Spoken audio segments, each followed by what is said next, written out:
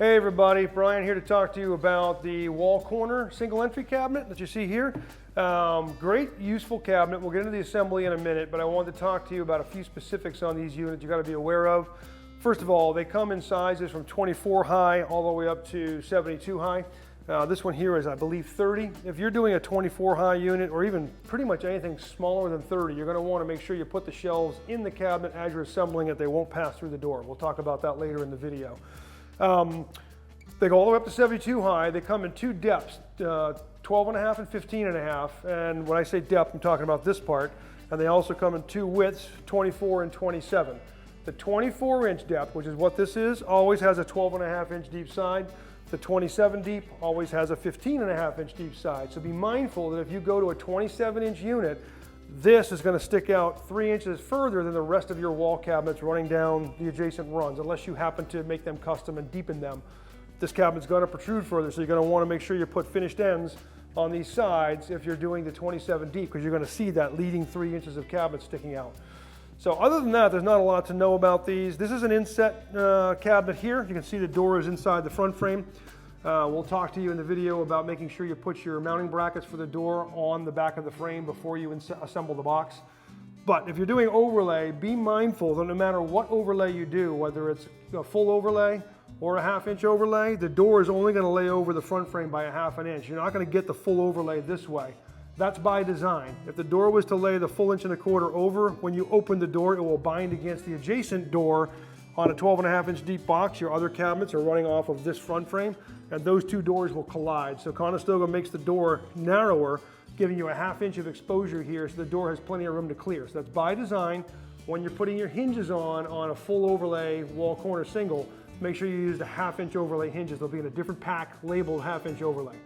Other than that, pretty straightforward cabinet on the corner side of things. So we will get started right now and show you how it actually goes together. Stick with us. Okay, let's get started with this wall corner cabinet assembly. Before we do, I want to walk through what comes with the cabinet and also what tools you're going to need. For tools, pretty basic. We've always got our bottle of glue. A rubber mallet or a dead blow is great. A pencil for making some scribe line marks that we'll show you how to do in the video. It's not a brad nailer, it's a stapler that we use as a boss stitch. It uses an 1.25 inch staple, and of course a compressor, and a wet rag. We'll always want to have some way to wipe off excess glue, which there will be some. If you don't get excess glue squeezing out somewhere, you might not have used enough, so it's not a bad thing to have some glue squeezing out on the interior of the cabinet, and you can wipe it away with that. As for the cabinet, this one comes with a few more parts than most of your base and wall cabinets. You have the frame, of course. You've also got the two sides, the two backs, and then this corner strip in the far back that goes, kind of clips off that corner where your corner of your sheetrock is. And then you've got shelves. So the shelves, you don't necessarily have to put them in. If you've watched our base Lazy Susan video, you don't necessarily have to put the shelves in during assembly. But depending on the size of the cabinet, remember this cabinet can get ordered very short. You may have a situation where the cabinet shelves won't clear the front frame. So we're going to show you how to drop the shelves in during assembly. It's not a bad practice to get into, but these should go in through the front of the cabinet just fine. So we're going to get started with our gluing process, okay? Just like a normal cabinet, we're going to glue up our front frame. Before I do that, you're going to see these two brackets. Now, those are for inset cabinets. This job is inset. If you have an inset job, you want to install those brackets on the frame before you start the assembly. There's a video referenced below in this video that will show you, it'll take you to the video that shows how to put all the mounting hardware on, whether it's a drawer cabinet, cabinet that's got hinge brackets like this. You want to put all that stuff that mounts onto the back of the frame before you begin to build the box. It's very difficult to come into an assembled cabinet and work into the back of the frame to install these brackets. So we already did that for our cabinet.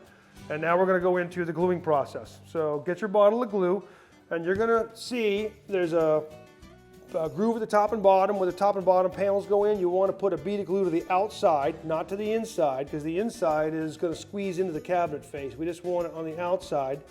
And then you have these two trenches or troughs where the cabinet sides die into. We're going to run a bead of glue in there. This is different than your normal front frame where you have shoulders, two shoulders to put the glue on. You don't have that. This is just one shoulder, and you kind of run it along that one shoulder. And set the glue off to the side for a second. Now, also very different than most cabinets. We usually start with the cabinet sides going in. In this case, we're going to start with the cabinet top and bottom because they're splayed. So I can't run the cabinet sides in after, we have to do the top and bottom first. If you do the sides first, I can't put a splayed side into the cabinet side. So we're going to put the top and bottom in. They have that fanning effect, and we'll slide the sides in. So, Jeffrey, if you would step on screen, I have my helper. We're going to do this as a two-guy cabinet. I will make the comment, you're going to want to use 2 people for these cabinets. They are very difficult to get together with one person. This is a small one, you might be able to do it, but a Lazy Susan or a larger wall corner cabinet, they're a little unyieldy. You'll also notice in all your parts you have these stickers. We tend to like to tell our customers to leave these stickers on these panels until you've got the cabinet built. If you should have an issue where something's not machined right, all you have to do is take a picture of that sticker and send it in with your replacement request. That tells us everything we need to know about what the part is and what cabinet it goes with. Once the cabinet's built, you can go through and peel everything off. Okay, so the way this works is you have a finished side and an unfinished side. The finished side goes in, and we're going to line those splines up in that groove, and you want to get kind of the center of the dovetail right at the edge. And the sides will kind of straighten it out for you. You'll be able to knock things into place. But you have this dovetail runs down here, and the dovetail, outer edge of the dovetail is just about on the edge of the front frame. All right, so now we've got our tops and bottoms, and again, backwards from what you're used to with a cabinet. All right, so your next part is you have the shallow cabinet sides. This is the backs, and these are the sides. So we have the shallow cabinet sides that go in this way on both left and right. So we're going to move over here. We have our typical bead of glue about halfway down. And because I'm pushing this way, I'm going to start the glue here so it smears up through the groove. So Jeffrey's going to manhandle one side. I'll do the other. You on? Yep. And we kind of have to do this in unison. If one guy gets too far ahead, it kind of gets bound up. Okay. Now, let's turn this cabinet so you can see. What you're going to see here is this is diving into that slot. You have a tab going into that slot. This has to be tight in here. Okay, and what's going to happen is as you push this in, you're going to see this panel will kind of shift to where it needs to be. And when we get both these in, our goal is a nice tight gap all the way across the bottom. We don't want any gap between our top or bottom and the front frame. So, get my rubber mallet there, Jeffrey. We're just going to tap this to make sure she's seated. And she is. I'm nice and tight here. I got a nice gap all the way across the bottom. So now we're going to do the exact same thing on this panel. Do me the honor of gluing, sir. Okay. In. Okay, a little tap tap.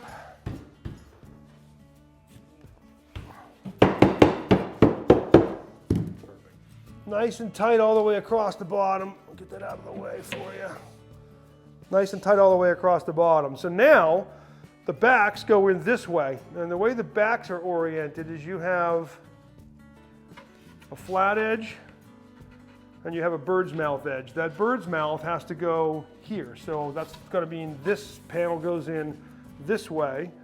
And when it's all the way in, you'll see that bird's mouth is facing up here. And that's so this piece, when it lays in, can sit in that bird's mouth. So you want to make sure you have this oriented with the dado end going in there, bird's mouth up top on both pieces. So we had already had this one glued up, I think, earlier, but let's just throw a splash in there again.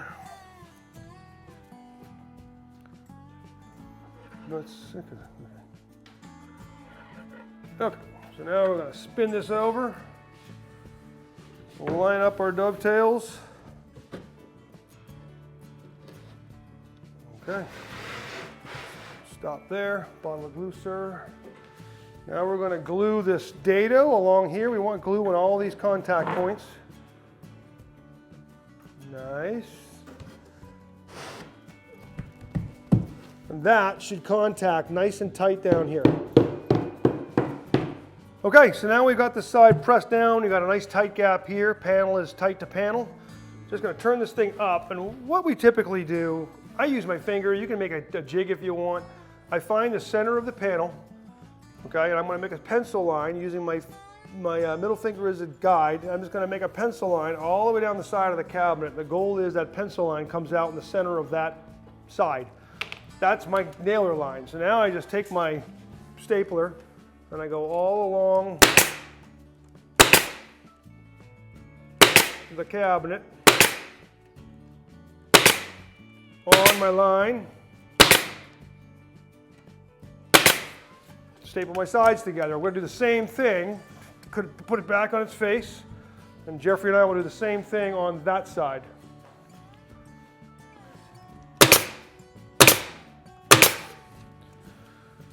So, on a Lazy Susan cabinet, we'd already talked about how on a base Lazy Susan, you got to put the shelves in.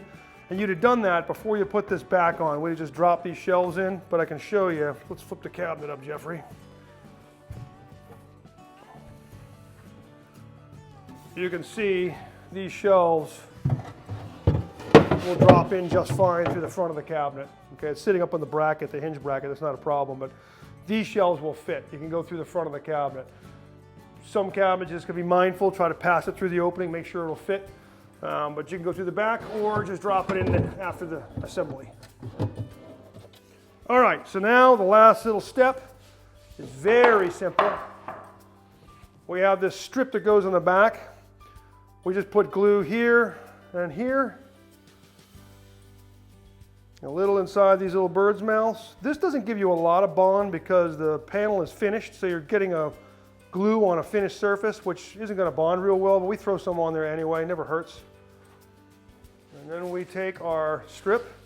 Again, you got these scribe lines with the dado. You just set that on the top. And rubber mallet. Right here. Ah, underneath the gun. Then you can see it sit down nice and tight. So right on top of my bird's mouth, we're in good shape. And then we just take our stapler.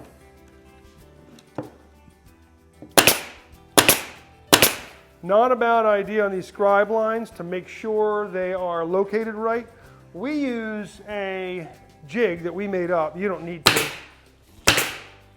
But basically, you just want to eyeball these and make sure you have this dovetail here. You want to make sure that scribe line is in the center of the dovetail. And our little jig will tell me that yes, it is. But if you see it waving off, you'll want to restrike a line and make sure that you got a pencil line to actually nail to. And we just follow that scribe line. Conestoga is talking about changing this to a series of perforations, like dots, and you would just nail on either side of the dots. They're finding that to be a little more consistent than the scribe line. They get a better consistency with the center of the dado. Do the same thing, top of this panel, here and here. We're going to finish that up off camera, come back and show you the finished product. Okay, so that completes the assembly. Don't forget your wet rag. Wipe out any glue you have on the inside of the cabinet. We already did that. Peel your stickers off, which we already did. And that's your finished cabinet. As you can see, we were able to drop the shelves in through the opening. As I mentioned, if you're concerned about that, you want to be 100% sure that your shelves will go into the cabinet. Just drop them in during the assembly through the cabinet back. So that's your corner cabinet. The base corner cabinet, we have a base corner sink that's got a little false drawer here, a base corner full door, and then of course the wall diagonal cabinets. Any of these that have a clip corner versus a pie cut shape, this video will suffice to show you how all of those are built. If you ever have questions, give your cabinet coach a call, 888-211-6482. Thanks again for sticking with us. Have a great day.